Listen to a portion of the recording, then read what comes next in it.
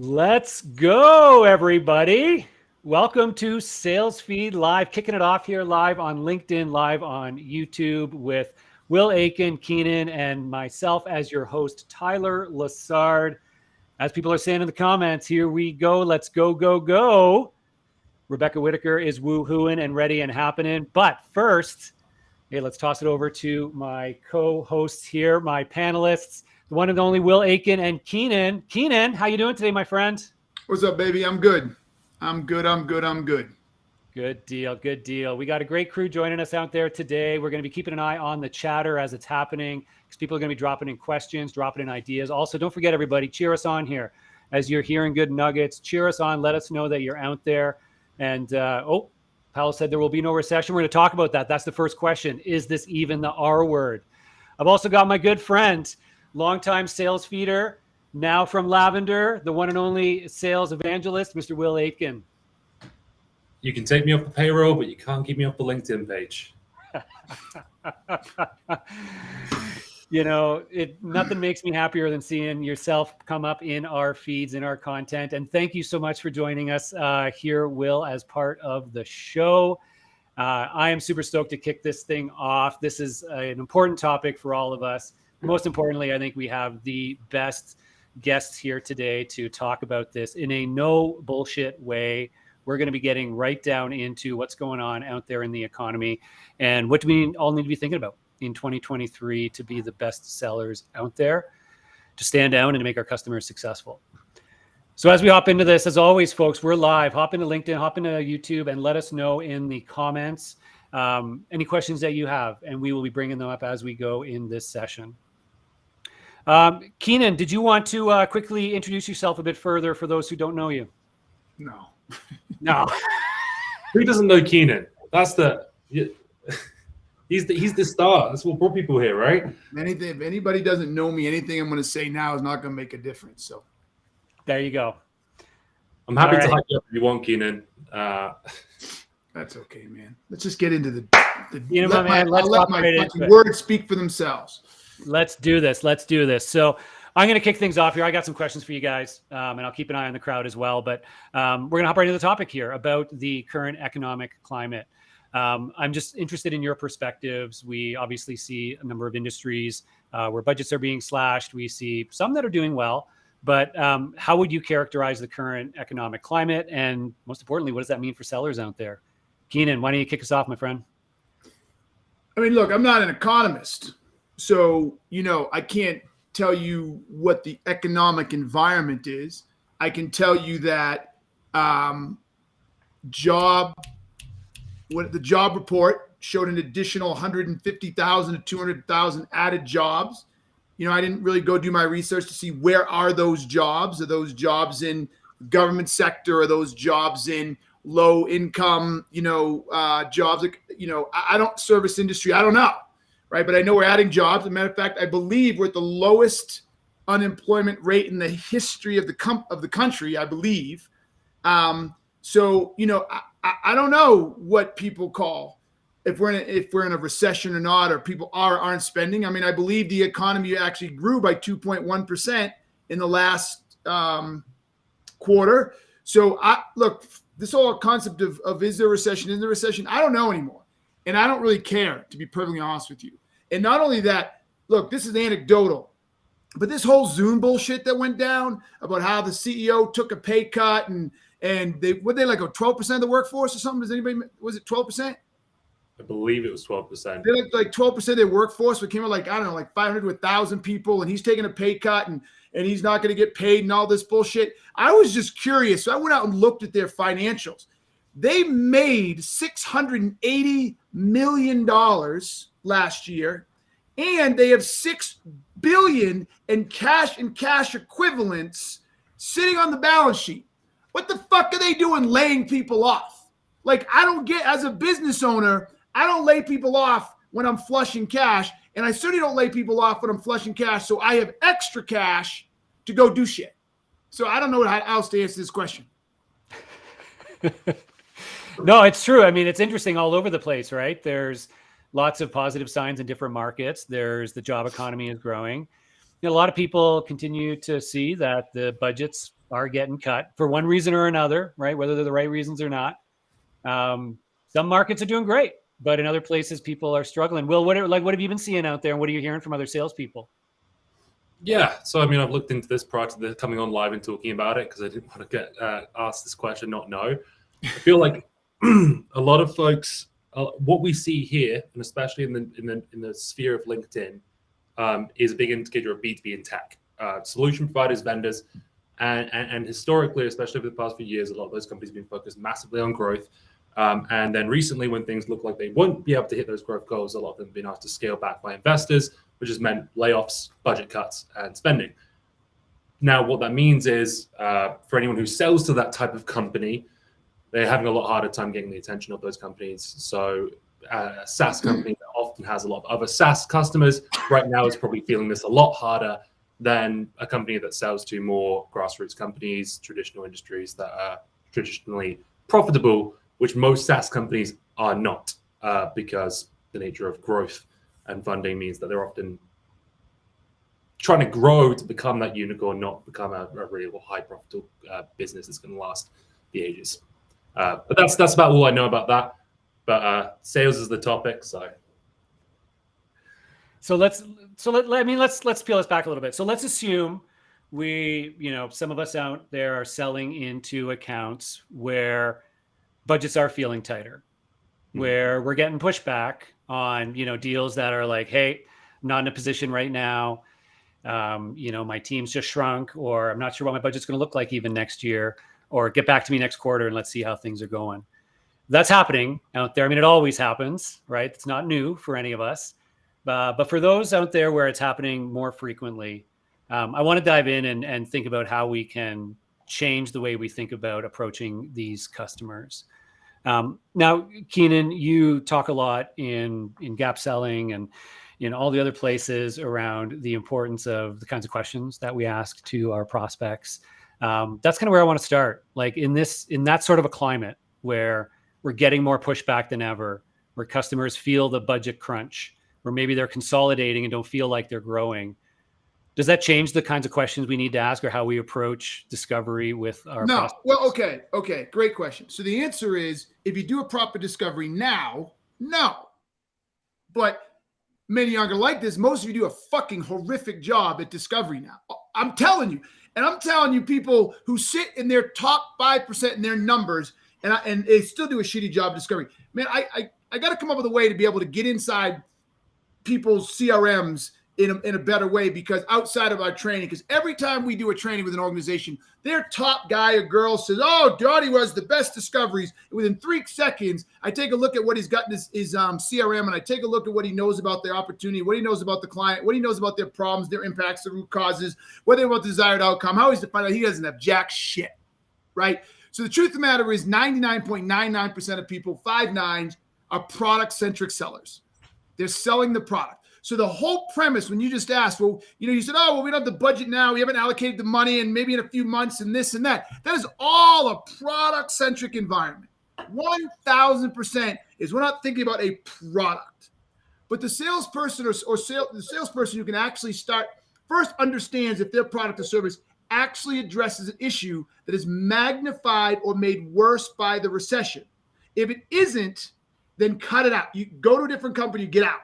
But if your product or service can actually solve a problem that your buyer could be having that is magnified or impacted by the recession, then you shouldn't be selling your product.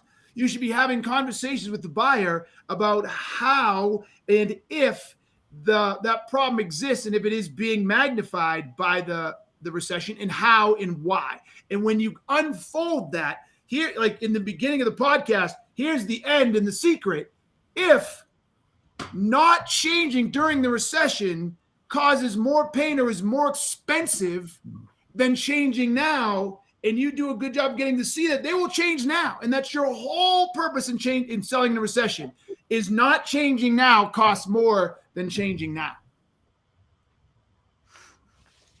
I love that. The pain of the status quo, of no change, is always an important thing to be talking about, but sort of reframing that mindset, even in these times, of how does this actually magnify? And like you said, if there are folks that actually see those problems magnify in a recession, this might even present us new opportunities as sales reps if we're good at getting down to those pain points.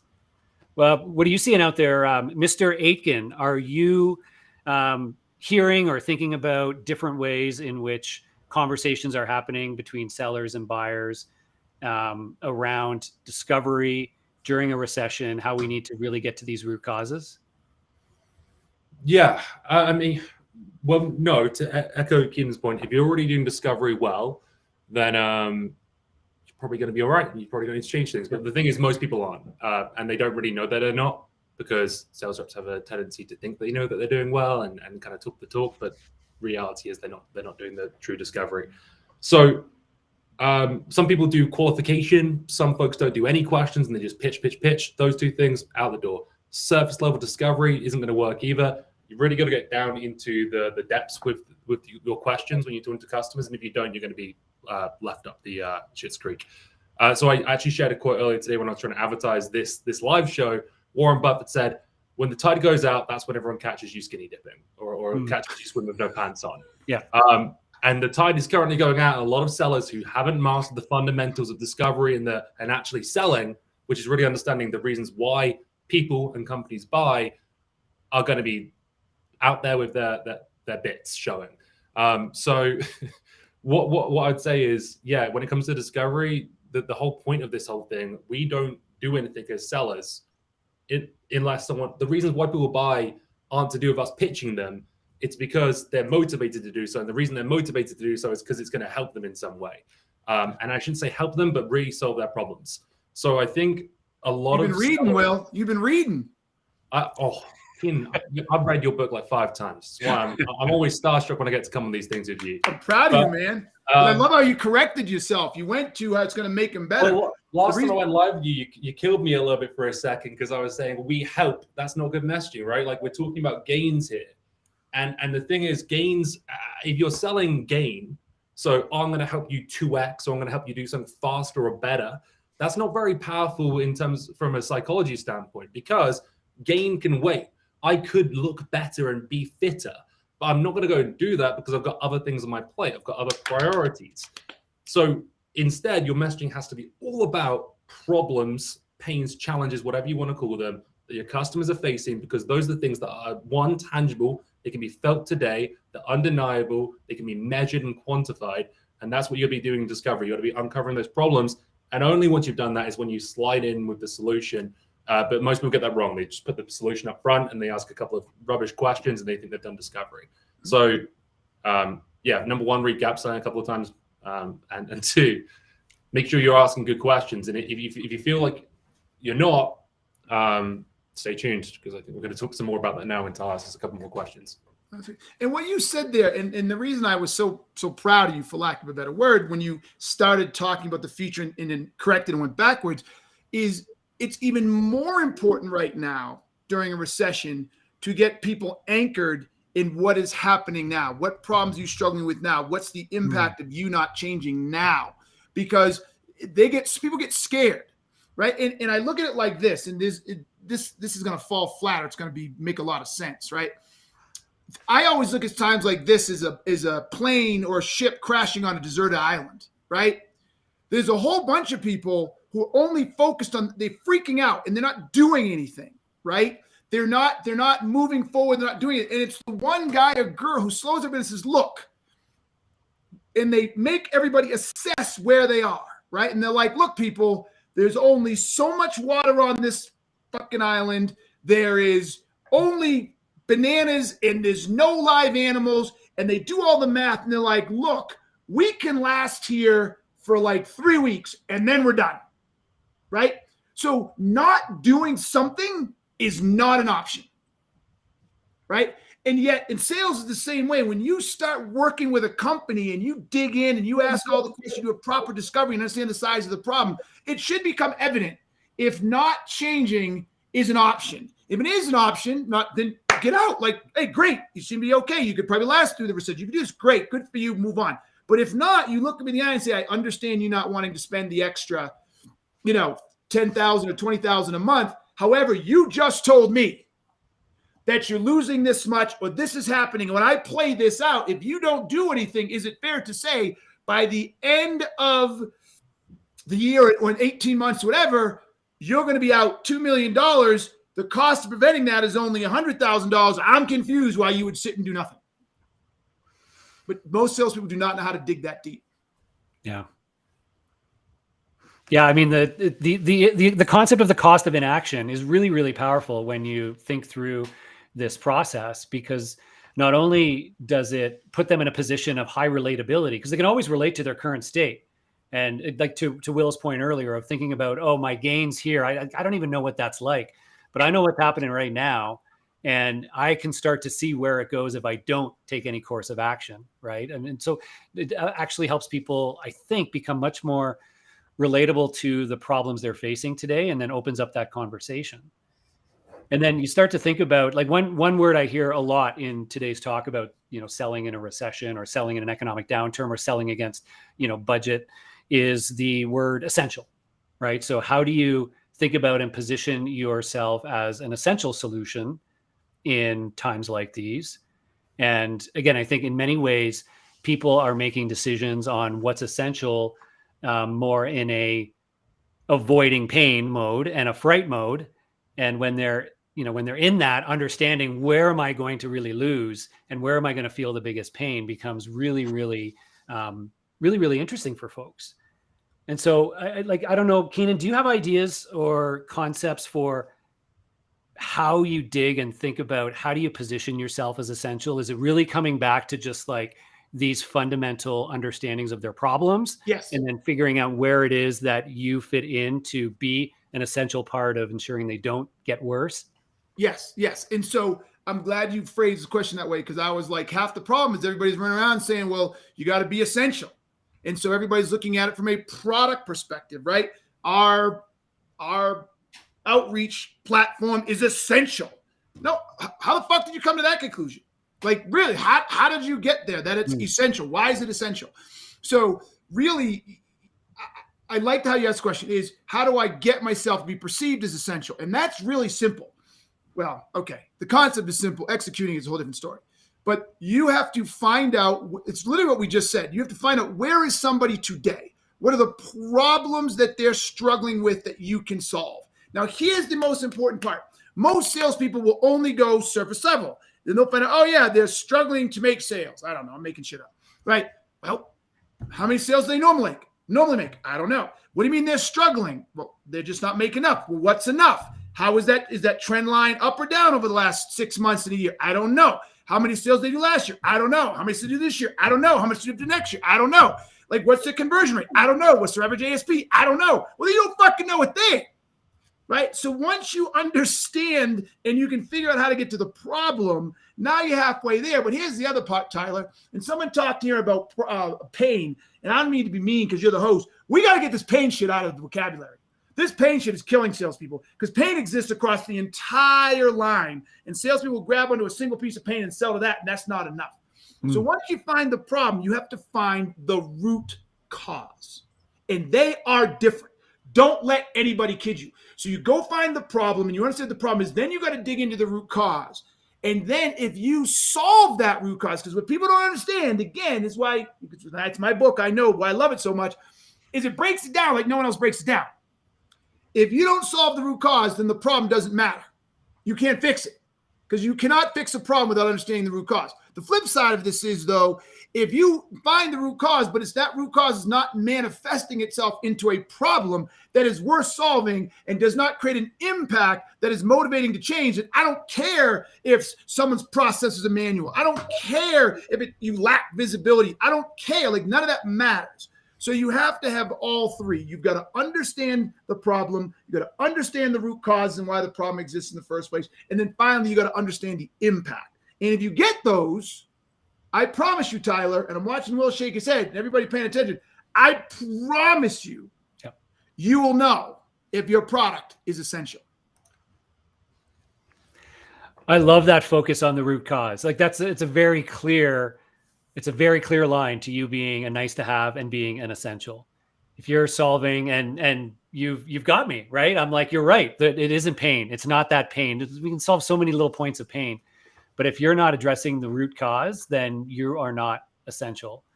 And you know what, Keenan, there was a question asked in the chat, and either of you feel free to chime in on this. I think it was a very simple but interesting question. Do you see discovery and qualification as the same thing? As we're talking about getting to root cause, how do those differ? And how do you think about that in the process? All right. Well, Will, I talk a lot. You go. Yeah, I could talk about this. Yeah, I kind of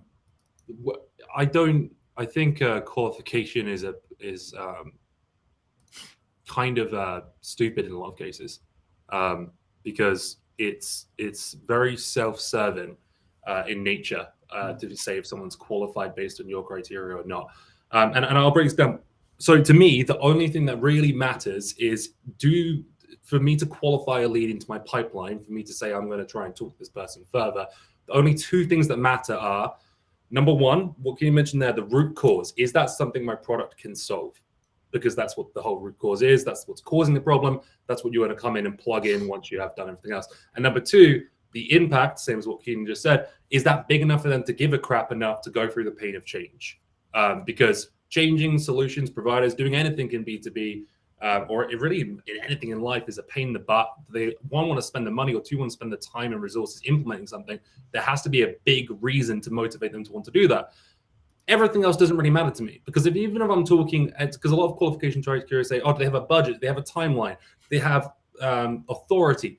If you find a big enough problem for you to come in and plug and solve that has a big enough impact that enough people care about, it doesn't matter if you're talking to the most bottom person in the organization. You can take up the ladder now that you have that information, now that you're armed with huge loss and risk potentially and problems, and take up the ladder now that you have the info. So I would still qualify them, even if they didn't have any say in the organization. They can either help me get there, or I can take it myself and go and talk to the people about the conversations and what I've found.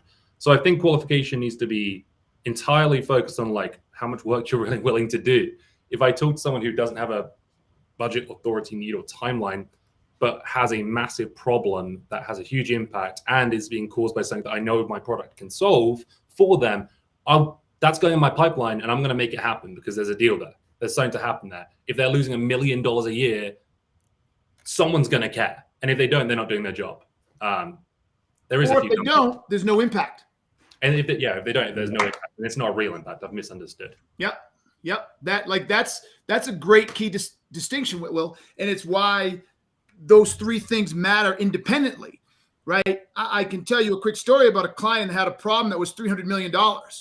And they didn't buy, and they didn't buy, and they didn't buy. And after about a month and a half, 2 months, I'm like, they just pissed through, I'm shitty at math, but something like $30 million a month, right? And it had been 2 months, $60 million gone. And the bottom line is, when I finally asked my client, because it wasn't making sense to me, I said, how big is this company? And they said it's $95 billion. I'm like, well, okay. So yes, we have a root cause we can solve. Yes, there's a problem. It's 325 million, but what's the impact? And they were like, we don't know. And I'm like, well, it appears there is no impact, because 325 million is too small for them right now to care about. There are other competing things. So you nailed it. You got to have all three. And if they're not big enough, then they're not going to change. The impact isn't big enough. They're not going to change. In times like these, is disqualification. I mean, disqualification is always important, but it's not something that I think reps talk about perhaps often enough, is how we can make sure we are being the most effective with our time, knowing every second, every deal, every prospect matters. Do you want to talk a little bit about that, of how we can get better, and should reps be thinking more actively about disqualifying early when perhaps we aren't finding that root cause? What are those signals that we need to disqualify on? Keenan, you're nodding your head, which is great. Yeah, I mean, we qualify and we train everybody to qualify in the simplest qualification criteria on the planet. Does a problem exist that we can solve? Does the buyer admit they have the problem? Does the buyer want to fix the problem? And will the buyer go with you on a journey to fix the problem? That's about as robust and as solid a criteria as you could possibly touch, because at the end of the day, it gets to the psychology of why somebody would want to change. If I admit that I have a problem, I'm like, yeah, I got a problem. I don't like this. And you know what? I do need to fix it. I can't stay here. And yeah, you know what? I think you're the person or one of the people that can help me solve it. So I will work with you to fix it. And then I'll go on the journey with you. We're done. And we can think with like budget and all that stuff is implied in that piece. So if you can't get someone in that little simple corner, there's no problem. Move on. Like that's that simple. There's no problem. Move on. There is a problem. Keep working it. But if they won't admit there's a problem, move on. And then if they will admit there's a problem, but you can't get them to take the time and effort to fix the problem, then move on. It's that simple. The rest of the shit, Bant and freaking, I don't know, Medic. I mean, I think people who built those things were more excited to build a fucking acronym that they could sell than they were actually about thinking about what the fuck they were talking about and how it was going to make a bit of difference in a salesperson's life. That seriously, I just don't fucking understand it. Makes no sense to me whatsoever. Jesse Thorpe agrees. Bant needs to go away. It should have never been there in the first place. A gross oversimplification. So glad to hear you say it. Will, anything to add to that? No, yeah, a little bit, but not a whole lot because that was a lot. But yeah, I think saying that those acronyms were being built by people who wanted to sell them is probably it's very true. That's why Keenan makes a good guest. I'd say just, yeah, I think a lot of sellers trick themselves into thinking they've got a bunch of opportunities in their pipeline when they don't.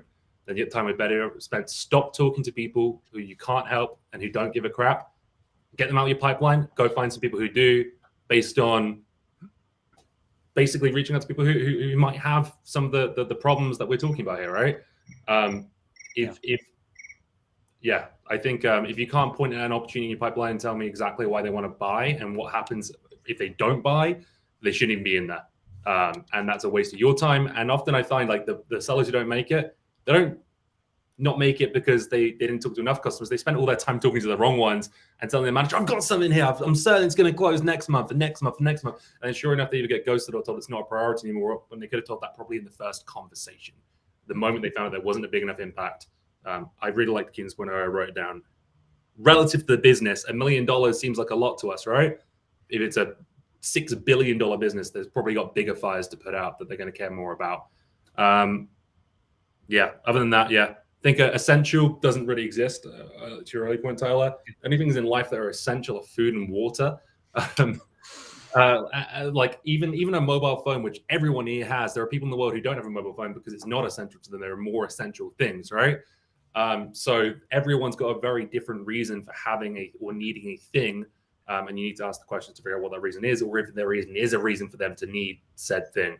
And that's going to always come down to the problems it solves. Yeah, and I'd like to add to this to bring it back to the topic, right? So the topic is selling in a recession. If you notice, we've gravitated to just being a good seller in general. Yeah. So surprise, right? Surprise.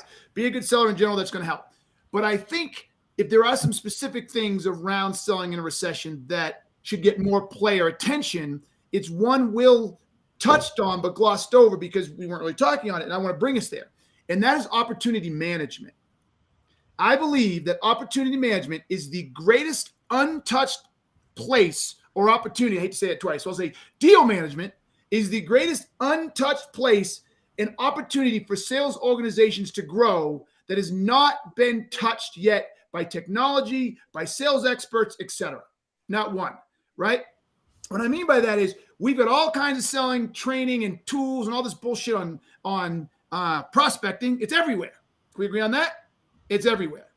We have it on just basic selling skills, which I'm still not sure what the hell basic selling skill is, but we have it all on basic selling skills. We have it on this. We have the CRMs. We have all these tools around storing the information, right? We have people who talk about negotiation and closing. We have stuff on that, right? We have stuff to help you write an email, which is still the front of the funnel. We have stuff to do sequences, front end of the funnel. Fine. And we have even stuff for coaching salespeople in general, Gong and Chorus and Pickle. They're making a mint so you can watch your salesperson and tell them how they're fucking up. But anybody show me or talk to me other than Node Analytics, a application, a methodology, or anything around properly managing a deal. The definition of that is all over the place. Spend 5 minutes talking to a manager and they'll tell you exactly what you just went through, Will. Why is that deal going to close? because the customer said so. They told me they're excited. They told me it's going to happen in 2 weeks. They said they need a new system to do X, Y, Z. But if you really dig into it and do what Will said, well, why do they need it? What happens if they don't get it?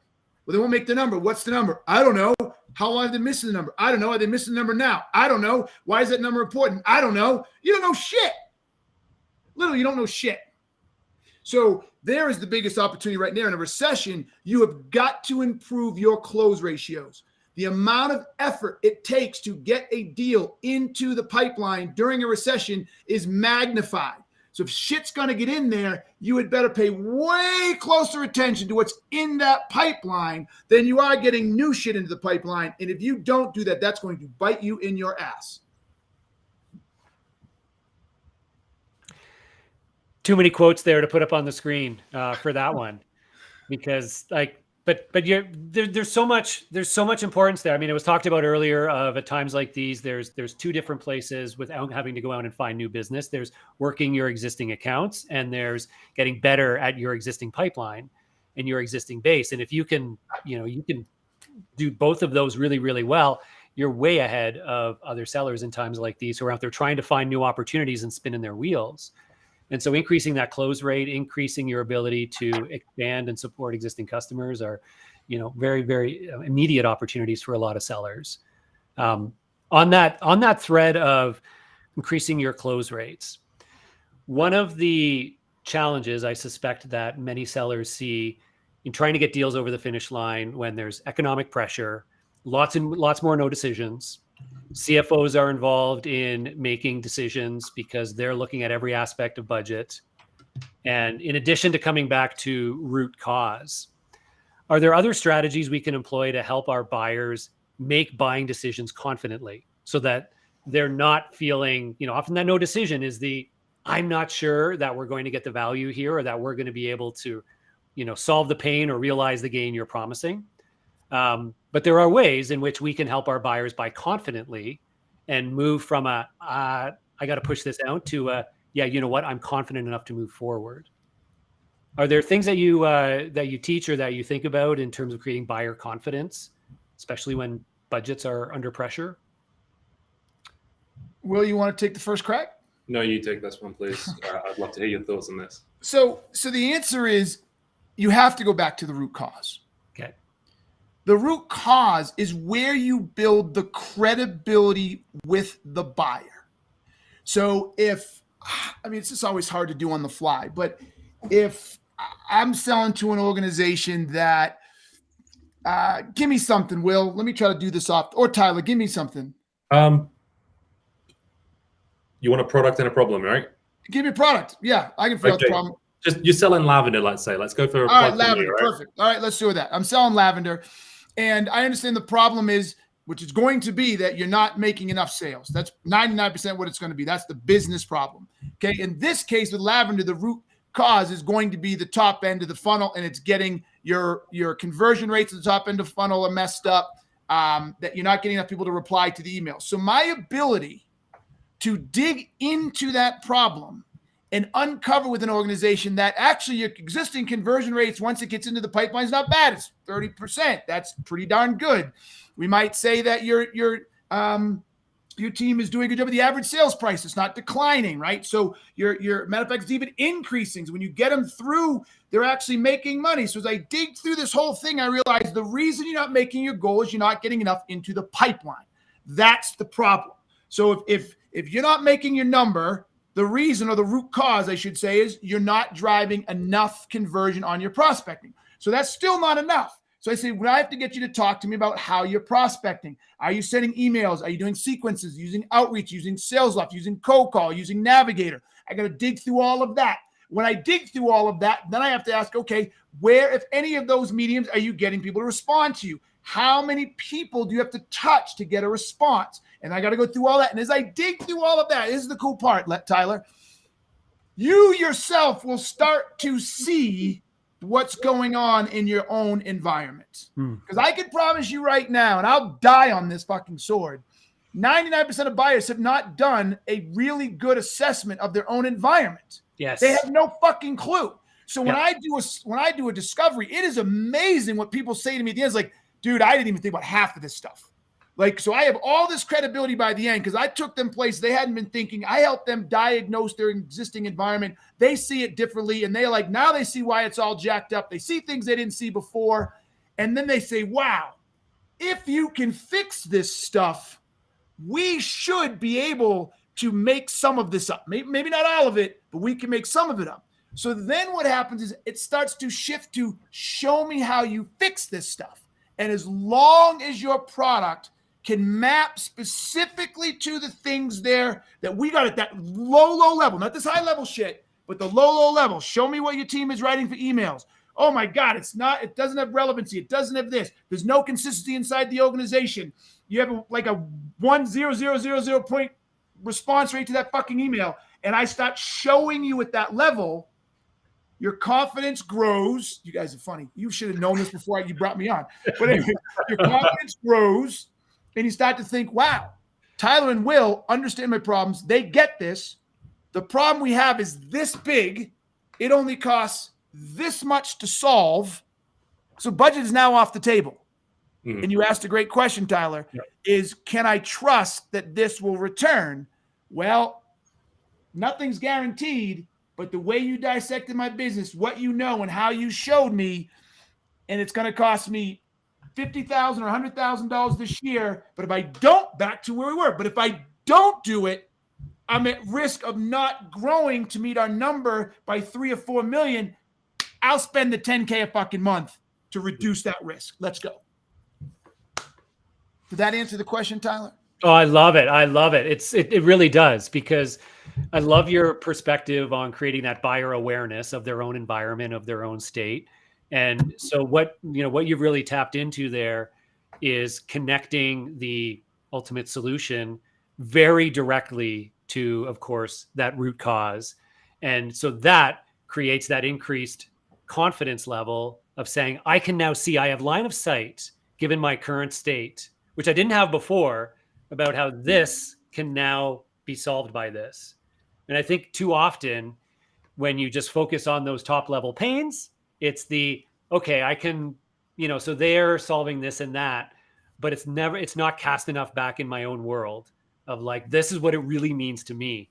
And as soon as that self-reflection happens, that confidence level, I'm speaking from experience here. I'm now going back through my head of all these times I've bought. I'm like, oh, that's what happened, right? Like that's what got me over the line. I could see myself in the solution based on the real issue I was having that they helped me realize that I didn't even know I had. And I'm like, I'm as confident in this as anything I'm going to go out there and choose. So yeah, bravo. I think that was beautiful. Yeah. Will, do I dare ask you if you want to add anything to that? I'm going to be stealing words straight from Keenan's book. So, I mean, with credit on this one. To your point earlier, you said when you get to the CFO and they're going to be going, oh, should I purchase this or not? How can you instill confidence? Quantify as much as you freaking can. Like, they're number people. If you can figure out what the problem is costing specifically and show how you got to that number, you're going to be in a much better situation to then actually instill that confidence. So get numbers behind it. And that comes down to asking more questions as well. So I'll give you an example that I tried to speak through in my car the other day. I come up with ideas sometimes for TikToks. This one wouldn't fit in a TikTok. Let's say I've sadly recently, due to some stressful situations that I've been in, changing jobs, a couple of family issues, I've turned back to a nasty habit of my past, smoking. And I'm doing okay now. I'm on some chewing gum, as you can see. But I was thinking about, like, if you were selling a quit smoking program, then then how would you sell that, right? I was kind of thinking through that example because it was top of mind. The thing to address, and I'm going to talk a bit about messaging here and prospecting because I know we don't have so much time. I do want to make sure SDRs and anyone who's in a prospecting role or a full cycle role understands this. If you for any point in the market, and this is how a recession really comes into it, you've got kind of three main types of buyers: people who aren't looking, people who are looking, active shoppers, inbound leads, very small portion of the market. That's going to go down in a recession. There's less shoppers, and there's people who don't need what you sell. They'll never buy. They don't smoke, basically.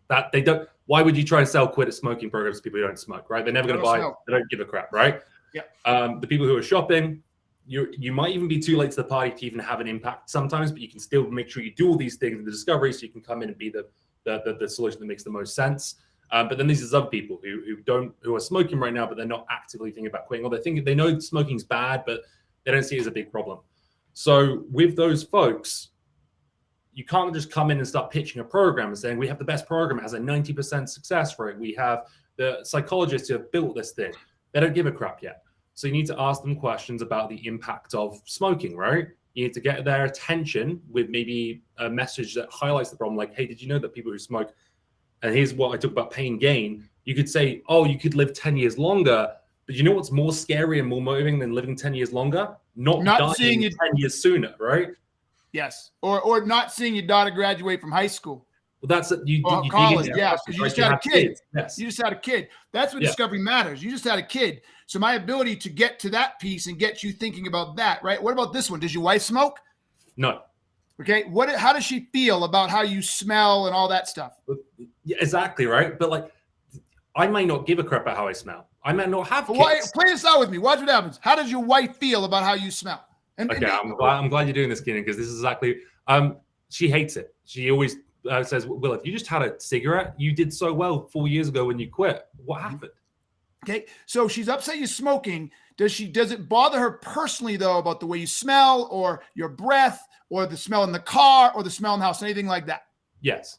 Okay, so when that bothers her, do you guys end up bickering or fighting? Sometimes. Okay. If I try and lie about it and say no, I didn't, but it's clear that I think of safety. So besides your health, and I would even say you have it a little better than most, but your smoking is creating an additional challenge to creating a copacetic and cohesive marriage. And marriage is already difficult enough. Is that fair? It's very true. Yes. Yeah. So what I just did, there was a provoking question. I got $100. You had never even thought about that part of this. You're thinking about living and dying. You're thinking about your wife maybe nagging you, but you would never really put it in the package of marriage is hard enough as it is. And now because of my smoking, my habit, I have another thing that I have to bicker with my wife about, et cetera. Then I would take this down the road of, if you don't stop this, do you think that this is a provoking question? Again, do you think this could continue to add more issues and challenges to your relationship? Yes. Okay. Now you know where I'm going. Now I got you thinking, not only could the smoking mess with your life, it could be part, not all, but part of the reason your marriage gets fucked up. Yeah. Right. But that's what gap selling is about. And that's what really good discovery is about. I'm not even selling anything that can solve this shit, but my brain goes right to what are all of the problems this is creating, not just the common clear point ones. Yeah. And to your point though, as well, Ken, like that, you got to my reasons why I'm chewing gum right now. But like for other people, they might not give a crap about those things. And the reason's going to be different for every single person that you sell to. And that's why it's not essential, because it's essential for different reasons. For some people, they might not be married, have kids, or care about how long they live. Whole different direction. They're spending $25 on a pack of 20 cigarettes every day. Yep. Times 365. We're talking about bad math. We're talking like a lot of money, like $6,000 a year, let's say. Do that across a lifetime. We're talking like enough 10 years. You're talking $60,000. How much is that? Oh, I could put down payment on a house. This is preventing you from living under a safe roof, being fulfilled, living a happy life. You could even go down the time route, but this is the point. You have to ask the questions about the impacts to find out why that person cares. If you don't do that, then you're going to completely miss the mark. Your pitch isn't going to land. Your presentation, your solution, whatever you try and plug it in, isn't going to do it. You have to go outside 10 minutes a day, 20 times a day. That's over 2 hours of your time. Are you busy? Oh, do you feel like if you had 2 hours back in your day, then you'd be able to, you can start tying this all back to all kinds of things, but it all comes from the questions you ask, not the stuff that you'd say. Anyway, that's a bit of a rant. Want to share the example because I had it in the car yesterday and I was like, can I make this a TikTok? I was like, no, there's too much here. That was a great example. It was a great example. And to Tyler's point about the CFO and yours as well to the CFO, I'm going to try this really quick, but this matters. Okay. It wasn't the CFO, but it was a CRO and he had the whole budget himself. Literally came to me to do a speaking engagement. Okay. $35,000, 1 hour speaking engagement. Right. So I said, I won't bore you with it, but I asked a whole bunch of questions and it turned out that I'm like, okay, I can do a speaking engagement for you. But based on what you told me, and I'm doing this fast for the interest of time, based on what you told me, I don't think this SKO 1 hour is going to work for you. He said, why? And I said, well, this, and this. 1 hour of me getting all psyched up, doing a Keenan and going crazy will last maybe a day or two. You'll be right back where you started before. I said, if that's all you want, then yes, I'm in. But based on what you told me, you're looking for lasting change. He sat there and thought for a second. He goes, you're right. What do you recommend? So then I asked a whole bunch more questions, got all this information, and said, this is what I recommend. And we were talking a $20 million problem. $10 million is existing right now, and then another $10 million was going to punch him in the nose in about 4 months. And then I got all the root cause. Again, interest of time, I won't bother with it. So I said, look, what I recommend is a full training. It's going to attack these root causes. It's going to address this. It's going to do this. It should drive this at the end. It should get back what you're losing and go into 2022, this is a year and a half ago, on fire. He said, great, we haven't budgeted for this. I said, all right, I get it. But it seems to me what we're going to charge and what you're going to get back is pretty reasonable. He goes, no, I completely agree. We need to do this. He said, but let's do this in February or March of 2022. I said, no problem. However, it takes about 90 days to get this whole thing embedded and going. So if you wait till then, you won't see the results until the end of 2022. You told me, notice how I keep doing this. You told me you're at a $10 million hole right now, and it's going to be another $10 million hole next year if you don't get your trend line back up. And so if you don't start this till then, you're going to lose another 6 months. I don't know how you're going to affect 2023. He sat back and he thought about it for a second. He goes, that's another great point. And then he finally said, let me call you back. So day or two, a lady called me back and said, okay, we want to do this. We want to do this in October and September. So the team is up and going so we can see all the benefits in 2023. I said, great. He said, here's the problem though. I just can't get, this went from a $50,000 or $35,000 deal to a $300,000 deal. And he goes, I don't have that much budget right now. I can't get it. I said, well, is this simply a budget issue or an affordability issue? He goes, the budget issue. I said, well, he goes, so I'm going to have to do it in 2022, whatever, because I can't get the budget. So if it's just a budget issue, and we were training a big team, so it's going to take a while. I said, I'll tell you what, you give us half now, and we'll do the whole thing, and then you give us the second half in 2022 in the first month of January to meet your budget. He goes, I said, do you think you can get half of the budget? And he said, yeah, done. I took a $35,000 deal, turned it into a $300,000 deal. He was thrilled. His team was thrilled. They're a full gap organization through and through, right? And it's all because I used his information, his goals, his current pain, and all I did was play his story back to him. That was it. But I had to get that information, and most people don't get that depth of information to create the business case, to help them create their own business case. So there you go.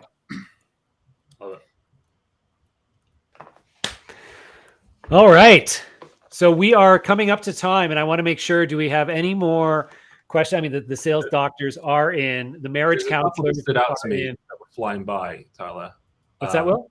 There were a couple that stood out to me on questions wise that were flying by. I lost my question feed, by the way. Oh yeah, the thingy disappeared for a couple. It always happens when I do the live streams on the other account. But one person said, when cold calling, many prospects don't want to dive into a conversation about a process challenge unless you've established credibility.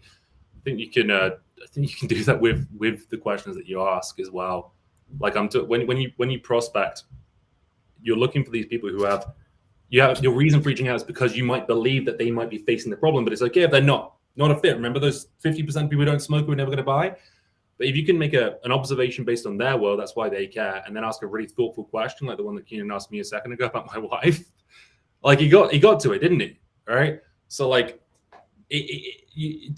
that's why it kind of annoys me when people just do spam, no prep, and they just go over the same script every time. You've got to be asking these questions that maybe go, oh, I didn't think about it like that. I think you called it, what did you call it? A question, spotlight, a probe it. You called it something. Probing questions, provoking questions. Yeah, provoking question. Yeah. If you can ask a question like that with the right tone and sound like you know what you're talking about, and come in like, they're gonna be like, who is this who just picked it? But they're gonna want to know more. And I think that's a lot of part people get wrong as well. They don't have the confidence in their ability to remember. It's nothing to do with you. Heck, if you don't even say your name in your opener, if they hang up on you can't even hurt your feelings. So go build a pick. If you haven't read Gap Selling, go get it, or Google pick, PIC, problem identification chart. Build a pick. know what problems you solve, know the impact they have on an organization, and know their root causes should those problems exist. And then simply do your cold outreach this way, because I can tell you why he's asking that question, Will. Right? I've been doing this long enough in Tyler. I can tell you why he asked the question. He comes in and says, hey, I'm Keenan with Sales Feed, and we help companies do X, Y, Z. Could I get 15 minutes of your time? Says, fuck off. Well, of course you don't have any credibility. That's exactly how your calls go. But imagine if you went, hey, my name is Keenan. We help organizations who are struggling with their sales conversion rates and they're below where they'd like to be, or they're struggling at meeting quota because, I'll do lavender, because they're not getting responses on the emails, they're not getting responses to outreach sequences, and they're finding they're spending way too much time writing sequences and never getting a response. If that is something you're struggling with, love to get 50 minutes of your time to talk about how we might be able to address that. So now as a buyer, you just told me, is my conversions down? Is my revenue down? And it's down for these reasons. That's credibility in my book. I'll listen if I'm having any of those problems. Yeah, it's the other piece that, Will, we were tapping into is that like almost active listening and genuine curiosity, right? It's the like, because I find a lot of sales reps, even who do, those sorts of tactics, they'll ask the question and they've got like A or B in their mind. They're like, whatever I answer, it's like A or B. And they don't follow up with a genuine curiosity probing question. And they're not adaptable to say, oh, okay, that's interesting. Tell me more. Okay, let's keep digging, right? And they're just not adept at that. And that may not be appropriate at the cold call, right? There may be other stages where this needs to happen. But they're sort of going through that script, and they don't have that ability to actually have genuine curiosity for those problems, and they never even get to that root cause because of it, right? And so those, you pair these things up, and I think anybody's willing to have that conversation. If they don't fit that mold, you said move on, right? And you're on to the next one who does have that. Yeah, I'd say just one piece on that, Tyler. It's a good point. We've been talking about root cause and impact during this session, which is two super important things: what you solve, why they care. You can ask just a few follow-up questions to any question, really, to try and find those things. And I've kind of used this as cheat code, and you can shoot me down if you hate this. But the question why, I don't like asking why. I like to rephrase it as a what question, because why kind of sounds like my toddler when I tell him the crocodile would win in a fight against a shark on land. He goes, why? And I'm like, oh, stop asking why, buddy, because a crocodile can walk. Why? Because they have legs. You can't do that. It kind of gets annoying. So I'd be like, what's the reason for that? And the other one would be, what happens when that happens? And they're going to go, well, when I smoke, I smell. What happens when you smell? Well, my wife notices that I've been smoking. What happens when your wife notices we have an argument? So then the what happens when and the what's the reason for that are two really good ways to get towards that root cause or towards that impact that I kind of find are quite universally applicable. But that said, you don't want to be like reading off a script, because people can tell you lose that confidence and that informed tone that you just demonstrate for us. So that's the one thing to be cautious of. I love those. Okay. Pause. Fuck. In the absence of not knowing them. Now, this is where organizations fail their people. They spend so much money talking about their product and service. Imagine if they spent all that time talking about the buyer and the buyer's world and the buyer's problems. I never noticed when I did it with you, I never had to ask what happens when you smell. I said, does it frustrate your wife? I know the natural conclusion. So that's where credibility comes in. When I ask, well, what's the result of that?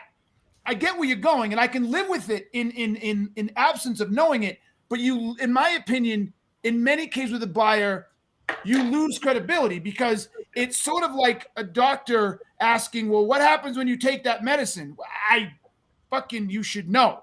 It's when you take the medicine, you find you get sleepy. Okay, I shouldn't subscribe that to you. When I take it, does it upset your stomach? Okay, I'm going to look at something else. But if I ask you to do it all the time, that suggests I don't know what I'm looking for and I'm fishing.